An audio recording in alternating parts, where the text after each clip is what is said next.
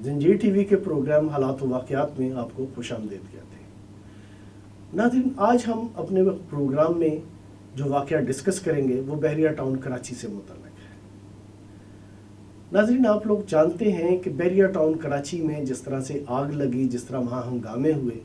Main stream media ने तो उस वाक़े को मुकम्मल नज़रअंदाज किया, लेकिन सोशल मीडिया पर उसको ज़रूरत से ज़्यादा डिस्कस किया गया।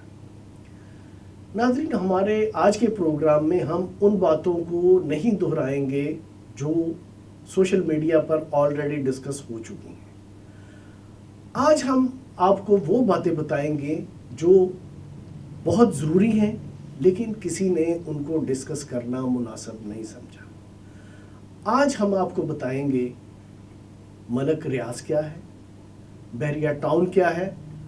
और वो ख़ास लोग कौन हैं जो बहरिया टाउन के हंगामे का मुहर्रक बने। अभी तक सोशल मीडिया पे जितनी भी गुफ्तगू हो चुकी है बहरिया टाउन के मुतल्लिक़, उसमें किसी ने भी उन ख़ास लोगों का जिक्र नहीं किया जिन्होंने बहरिया टाउन में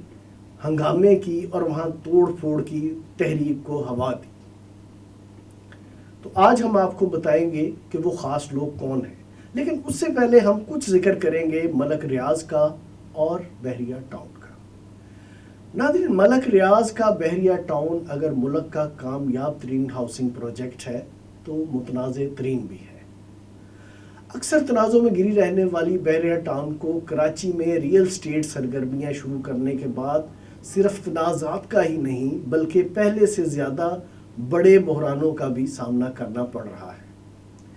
वैसे तो बहरिया टाउन और मलक रियाज के लिए तनाज़ात और बहरान कोई नई बात नहीं है, लेकिन कराची में इन्हें ऐसे बहरानों का सामना करना पड़ा जिनमें इन्हें एक नहीं बल्कि मुख्तलिफ किस्म के हलकों की तरफ से एक साथ निशाना बनाया जा रहा है। इस तरह की निशानाबाजी की जद में मौजूद बहरिया टाउन के मुतल्लिक़ ये सवाल किया जा रहा है कि बहरिया टाउन का अब क्या बनेगा। इस सवाल का बहुत सादा जवाब है कि अब तक के सफ़र में बहरिया टाउन के जहाज़ ने हिचकोले तो बहुत खाए हैं, मगर वो डूबा कभी नहीं। बहरिया टाउन का सफ़र वैसे तो अब भी मद्दोजज़र में जारी है, मगर जिस बहुत बड़े ज्वार भाटा से ये जहाज़ सुप्रीम कोर्ट के फैसले के बाद निकल चुका है, उसे देखते हुए ये नहीं कहा जा सकता कि अब कोई तलातम इसे डुबो सकता है। वैसे तो मलक रियाज अब तक कई किस्म के तलातमों का सामना कर चुका है, मगर जिन लोगों ने बहरिया टाउन कराची में जलाओ घिराओ करके ताज़ा तरीन तूफ़ान बर्पा किया है, इन जैसे लोगों से शायद ही कभी बहरिया टाउन इंतज़ामिया को पहले कभी वास्ता पड़ा। नाज़रीन, जिन लोगों का यहाँ हवाला दिया जा रहा है ये बहुत ख़ास किस्म के लोग हैं। इन ख़ास किस्म के लोगों को वो लोग हरगिज़ ना समझा जाए जिनका दावा है कि बहरिया टाउन इन्हें इनकी ज़मीनों से बेदखल कर रही है, जो ज़मीनें कई पुश्तों से उनके ज़ेरे कब्ज़ा है। नाज़रीन, जिन ख़ास लोगों की तरफ इशारा किया गया है, अगर कोई इनकी शनाख्त करना चाहता है तो उसे उकाड़ा मिलिट्री फार्म के इस मसले को मद्देनज़र रखना होगा, जिसे इन ख़ास लोगों ने एक ख़ास किस्म का माल की या मौत का नारा देकर एक ख़ास रंग दिया था। नाज़रीन, मज़कूरा ख़ास लोगों के मुतल्लिक़ ये बात करने से पहले यहाँ बहरिया टाउन कराची और उस पर आयद इल्ज़ामात का जिक्र ज़रूरी है। बहरिया टाउन के बहुत ज़्यादा तनाज़ात का शिकार होने के बावजूद रावलपिंडी और इस्लामाबाद के बाद इसे ना सिर्फ लाहौर बल्कि कराची में भी ज़बरदस्त पजीराई मिली। इस्लामाबाद और लाहौर की तरह बहरिया टाउन कराची में भी मुकामी और बैरूनी मुल्क पाकिस्तानियों के लिए पहली तरजीह बन गई।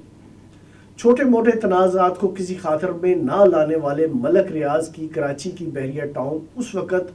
मुल्क की मुतनाज़ा तरीन हाउसिंग स्कीम बनी जब सुप्रीम कोर्ट पाकिस्तान में ये सवाल उठा कि बहरिया टाउन को मलीड डेवलपमेंट अथॉरिटी कराची की तरफ से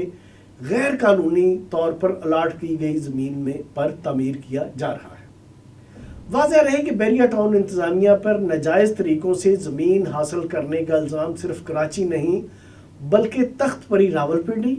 اور نیو مری کے لیے بھی عائد کیا گیا تھا،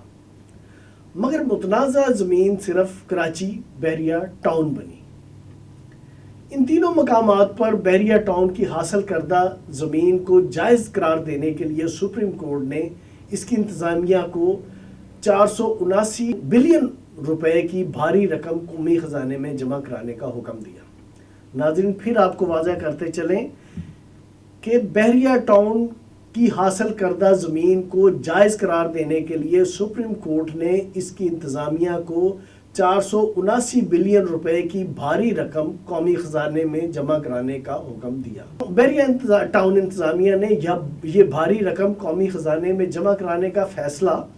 بادل نخواستہ قبول کر لیا، مگر اس کے باوجود خاص طور پر بحریہ ٹاؤن کراچی کے تنازعات ختم نہ ہو سکے۔ بحریہ ٹاؤن سپریم کورٹ کا حکم ماننے کے باوجود ابھی تک اس لیے متنازع ہے کیونکہ جس جگہ بحریہ ٹاؤن بنائی گئی ہے وہاں کے باسیوں کا کہنا ہے کہ یہ ٹاؤن انہیں اس جگہ سے بے دخل کر کے بنائی جا رہی ہے جہاں وہ کئی پشتوں سے رہ رہے ہیں۔ اب یہ بات حیران کن ہے کہ اس معاملے کو عدالتوں کے ذریعے حل کرنے کی بجائے بحریہ ٹاؤن اور بحریہ ٹاؤن کی زمینوں پر دعویٰ کرنے والے وہاں کے مقامی باشندے اپنی اپنی طاقت استعمال کر کے اس تنازع کا فیصلہ اپنے حق میں حل کرنے کی کوشش کر رہے ہیں۔ طاقت کے استعمال کے دوران شروع میں بحریہ ٹاؤن انتظامیہ کا پلڑا بھاری رہا، مگر اس کے بعد جب کچھ قوم پرست سیاستدانوں، کچھ این جی اوز اور کچھ دیگر عناصر نے مقامی لوگوں کی پشت پر کھڑے ہو کر بحریہ ٹاؤن کے خلاف ہنگامہ آرائی کی یا مظاہرہ کیا تو بحریہ ٹاؤن کی انتظامیہ کو بیک فٹ پر جانا پڑا۔ بحریہ ٹاؤن میں جلاؤ گراؤ اور جو ہنگامہ کیا گیا اس کے بعد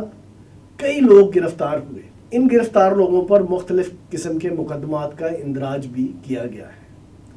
یہاں یہ بات بھی حیران کن ہے کہ جب پاکستان کی عدالت عظمیٰ بھاری جرمانہ عائد کر کے بحریہ ٹاؤن کو جائز قرار دے رہی تھی،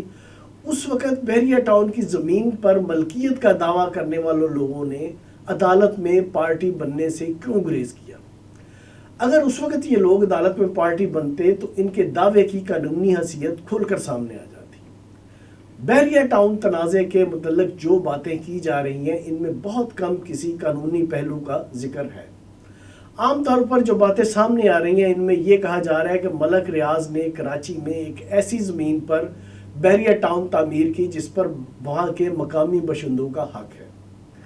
گو کہ یہ موقف بہت جاندار ہے، مگر اس موقف کی قانونی حیثیت کیا ہے اس پر کبھی کسی نے بات نہیں کی۔ بحریہ ٹاؤن کراچی کے تنازع کے حوالے سے یہ بات بھی انتہائی عجیب ہے کہ عدالتوں میں طے ہونے کے باوجود یہ معاملہ ابھی تک ختم نہیں ہو سکا۔ یہ معاملہ عدالتوں کے لیے کسی طرح بھی نیا نہیں ہے اور اس معاملے میں عدالت کے لیے از خود نوٹس لینے کا اختیار اب بھی ہمیشہ کی طرح موجود ہے، مگر نہ جانے کیا وجہ ہے کہ پہلے بہت زیادہ سرگرم ہونے کے باوجود اب سپریم کورٹ نے بحریہ ٹاؤن تنازع سے پرسرار لا تعلقی اختیار کر لی ہے۔ اب یہاں بات کرتے ہیں ان خاص لوگوں کی جو اچانک اس معاملے میں کود پڑے ہیں۔ یہ خاص لوگ ان خاص لوگوں کے بھائی بندو ہیں جنہوں نے اکاڑا ملٹری فارم کے تنازع میں وہاں کے مزاروں کو مالکی یا موت کا نعرہ دیا تھا۔ اکاڑا ملٹری فارم کے مزاروں کو عرصہ دراز کی نعرہ بازی کے باوجود مالکی تو نہ مل سکی، مگر ان کے کئی ساتھی موت کے منہ میں ضرور چلے۔ جب اکاڑا ملٹری فارم کے مزاروں کے عزیز موت کے منہ میں جا رہے تھے اس وقت مالکی یا موت کا نعرہ دینے والے لوگوں کے پوش علاقوں میں گھروں کی تعمیر ہو رہی تھی۔ پوش علاقوں میں اپنے گھروں کی تعمیر کرنے والے ان لوگوں کے بچے اس وقت ملک کے مہنگے اور اعلیٰ تعلیمی اداروں میں تعلیم حاصل کر رہے ہیں۔ یہ لوگ اکاڑا ملٹری فارم کے مزاروں کے لیے مالکی یا موت کا نعرہ لگاتے لگاتے ایک دم اپر مڈل کلاس تک پہنچ گئے۔ ان کے اپر مڈل کلاس معیار زندگی کے اخراجات ان بیرونی فنڈ سے پورے ہو رہے تھے جو ان کی تنظیموں کو اکاڑا ملٹری فارم کے مزاروں کو حقوق دلانے کے لیے جاری ہوئے تھے۔ جو لوگ نہیں جانتے کہ اکاڑا ملٹری فارم کے مزاروں کے حقوق کا کیا بنا، ان کی اطلاع کے لیے عرض ہے کہ جسٹس ریٹائرڈ علی نواز چوہان کی سربراہی میں قائم کمیشن کے فیصلے کے مطابق وہاں کے مزاروں کو ملکیت کے حق کی بجائے صرف یہ رعایت ملی کہ ان کی مزارت سے بے دخل نہیں کیا جائے گا۔ اب بات کرتے ہیں ان لوگوں کی جو ہیں تو بحریہ ٹاؤن کے اصل متاثرین، مگر انہوں نے اپنا مقدمہ ان خاص لوگوں کے ہاتھوں میں دے دیا ہے جن کا ذکر ابھی کیا گیا ہے۔ بحریہ ٹاؤن کراچی کے وسعتوں کو کراچی کے گوٹھوں کے جو باسی اپنی چار دیواری کے لیے خطرہ تصور کرتے ہوئے سراپا احتجاج ہے، ان لوگوں کے مسائل اور مطالبات بڑی حد تک جائز ہیں۔ بحریہ ٹاؤن کہ جن متاثرین نے اپنے جائز مطالبات کے حل کی باغ دوڑ کچھ خاص لوگوں کے ہاتھوں میں دے دی ہے، وہ صرف یہ دیکھ لیں کہ اکاڑا ملٹری فارم کے مزاروں کے مسائل کے حل کے نام پر یہاں کیا کچھ کیا جاتا رہا ہے۔ یاد رہے کہ خاص لوگوں کی یہ عادت ہے کہ وہ اس طرح کے مسائل حل تو نہیں کراتے مگر اپنے مفادات ضرور حاصل کر لیتے ہیں۔ پروگرام دیکھنے کے لیے شکریہ، اپنی فیڈ بیک سے ہمیں ضرور آگاہ